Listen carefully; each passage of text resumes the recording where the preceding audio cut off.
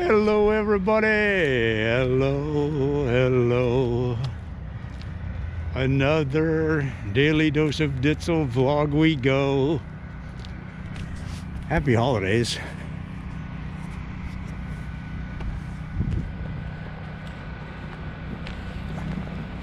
Happy holidays. Sunny day, as you can see.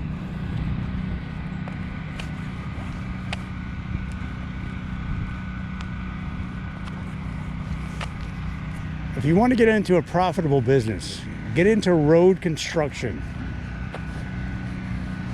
road building.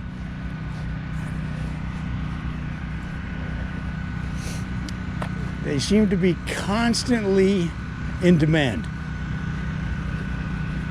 Now you got some upfront costs. I admit there's some upfront costs in machinery particularly, but the money's there.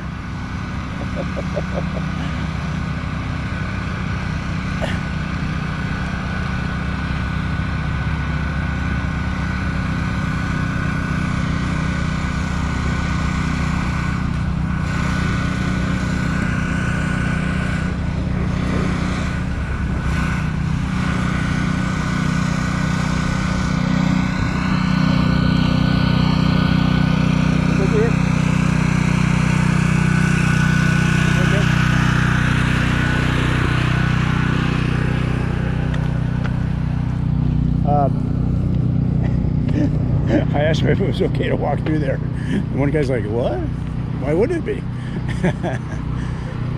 Always good to ask, man.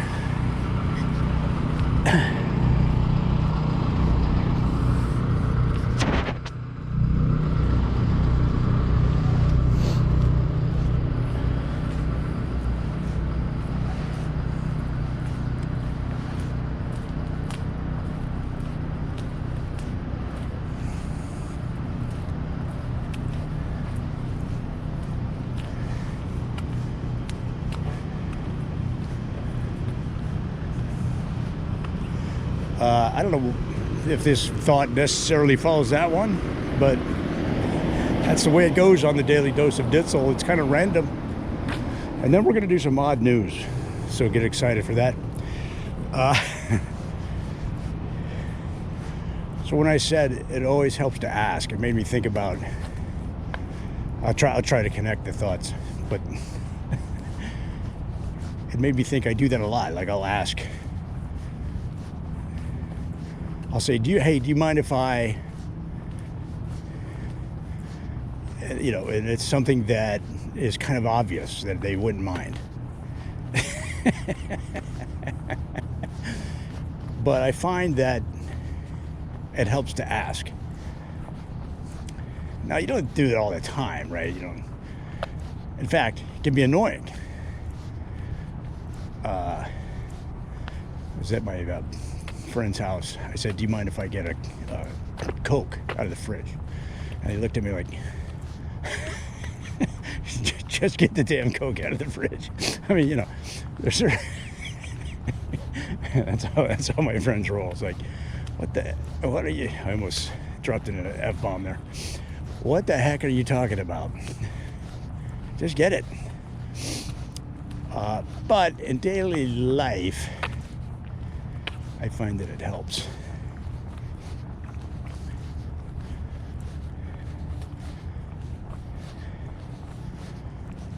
Especially with authorities. Now, I don't want to go down that road because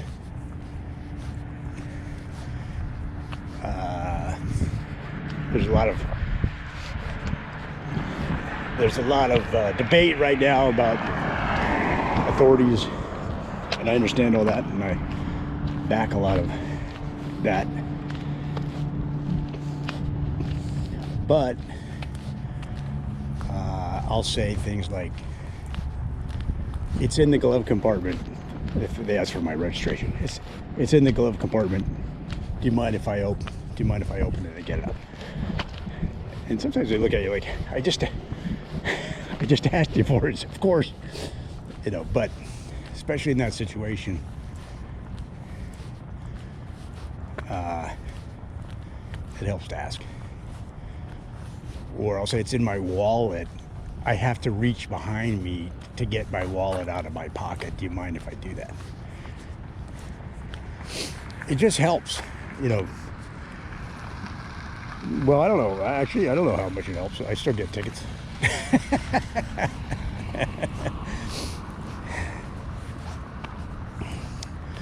Actually, when was the last time I did get a ticket? It's been a while. Parking tickets for sure. But tickets, I don't think I've got a ticket in a long time.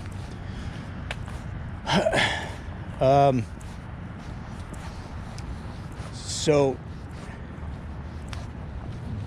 trying to connect the thoughts, like I said, it made me think of a guy that I follow on TikTok. I'm not really sure who he is in terms of his background, but I just came across one of his videos came up on TikTok, as they do. By the way, quick plug for TikTok. I know you think it's all kids. If you're not on there, you probably think it's all kids dancing, and there's a lot of that, but there's a lot of interesting, adults, let's say. And adults dance too. The most I've done is bobbed my head in a video to a song. That's about as far as I'll go. I'm going to just guess on this. I think his name is Steve Cadigan.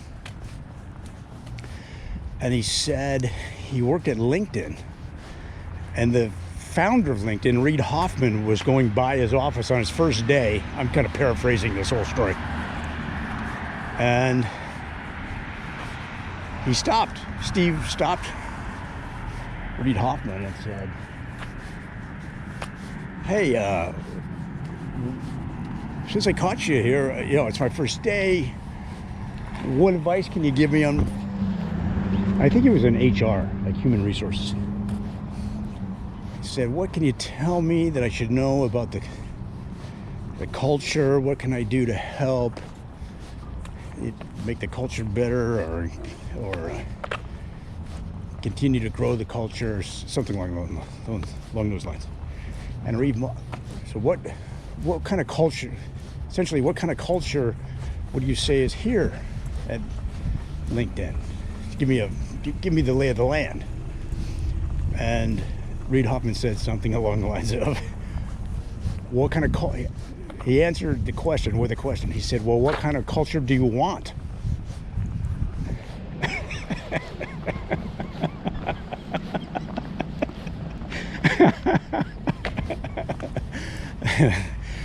So connecting the thoughts there, it was the thought of asking questions, or the thought of using questions to kind of maneuver through life. And so Steve, I'm kind of freestyling the name. I'm not exactly sure the guy's name. The HR guy, let's say, Steve, said that it was such a pivotal moment. Like, it is not just in his job there, but in his career.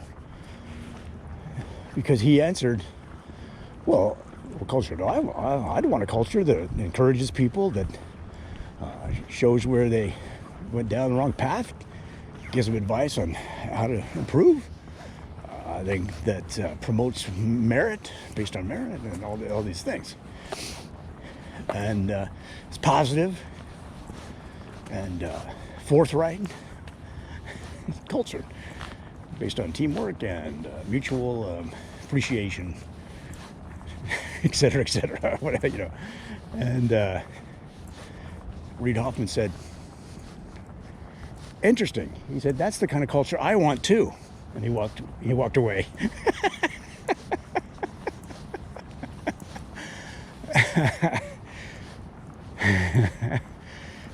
So he said that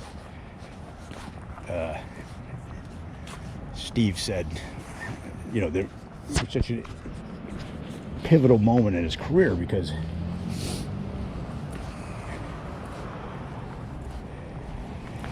he was working on a lot of levels. He was, giving him strong response on on his question, but also telling him that each of us shapes the culture through our actions. We just don't respond to it. It's probably a little bit of both, actually.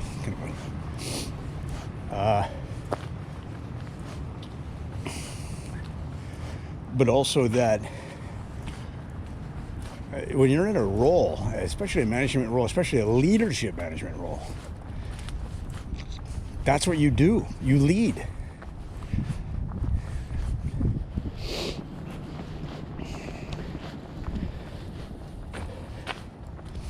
You say, this is what it should be, and this is what I'm going to make it. Or this is what I believe. Not what it should be, like some ethereal should, but this is what I believe is most productive, fair, and efficient. Or however you want to phrase it.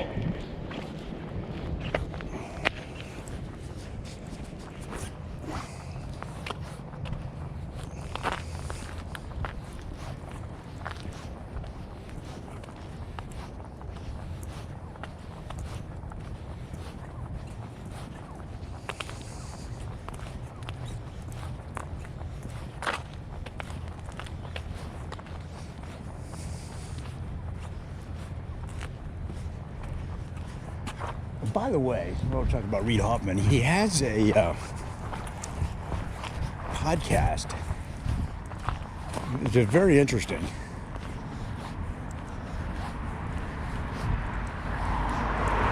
There's so many good podcasts now. I finally set up a speaker in my car so that I can hear my podcasts from my phone better.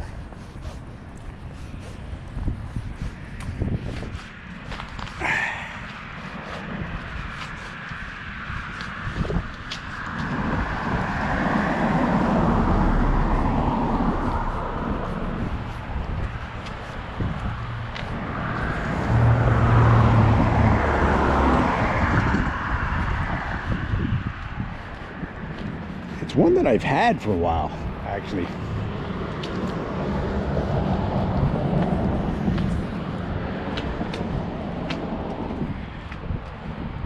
I got a similar one, different brand. The one that is in my car is Etek City, E-T-E-K, Etek City. Something like the Rover, or the Rover box, something like that. It's a little, looks like a mini can of peas. Then I have one that's kind of a hockey puck, and I got that on Amazon. It's some kind of knockoff, or at least cheaper brand. Actually, I don't think it's a knockoff because I've never seen anything like it before. It's a little hockey puck speaker. I use that for my tablet.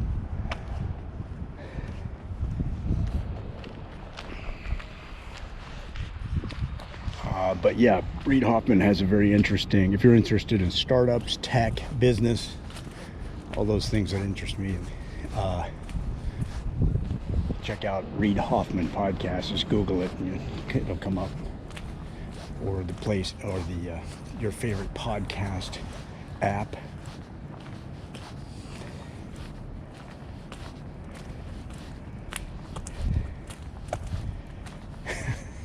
I saw a guy, speaking of TikTok, I saw a guy do one of these comedy skit type podcasts, or videos where they play the role of different companies. So in the first shot, he's, let's see, how did this go? In the first shot, he's Salesforce. So it says Salesforce below his body there. And he says, hey, hey Slack, we want to buy you. And then it cuts to him in a different shirt, and it says Slack, and he says, really?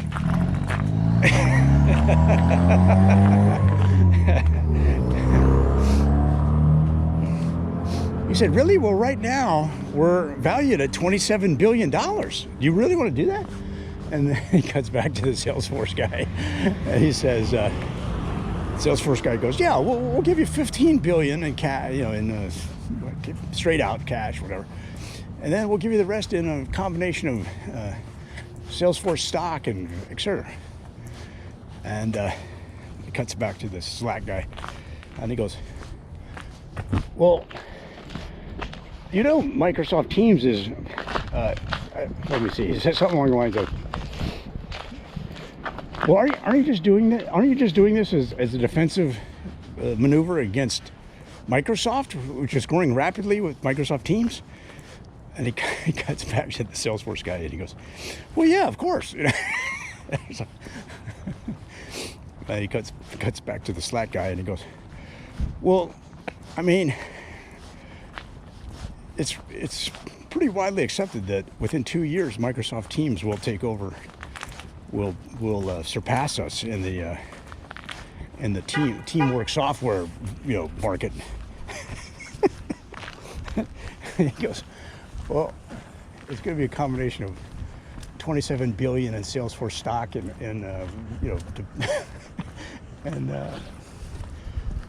the Salesforce guy goes, yeah, well, things happen. Something like that. Basically, the Slack guy trying to talk him out of it. But however you cut it, whatever happens to Slack, that's an amazing story. That this company just kept growing and growing, and for years I've heard, Slack is going to lose to this and that and this, and they kept growing because people really like it. That's funny when somebody really likes your product. It doesn't really matter what the analysts say or whatever.